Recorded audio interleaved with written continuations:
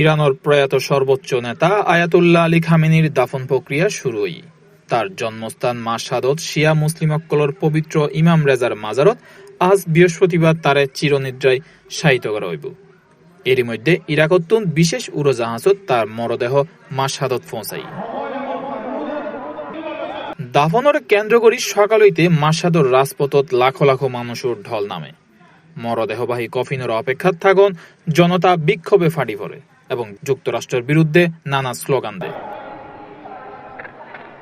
গত 28 ফেব্রুয়ারি যুক্তরাষ্ট্র ও ইসরায়েলের যৌথ হামলাত আয়াতুল্লাহ আল খামেনি নিহত হয়।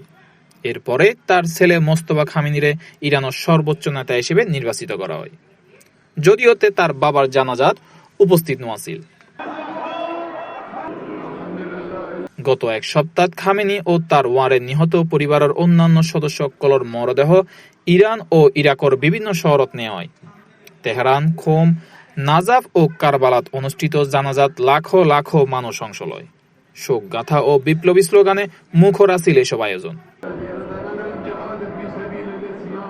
কিন্তু দীর্ঘদিনের সংঘাতের পর ইরান এখন অভ্যন্তরীণ রাজনৈতিক চ্যালেঞ্জেরও মুখোমুখি। প্রায় 37 বছর ধরে দেশ শাসন করা আলী খামেনির রাজনৈতিক উত্তরাধিকার লইনে দেশিবের ভিতরে চলে নানা আলোচনা ও মতভেদ।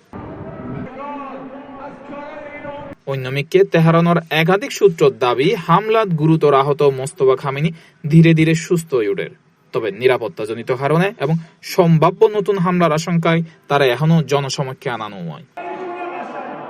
International desk, C+ TV।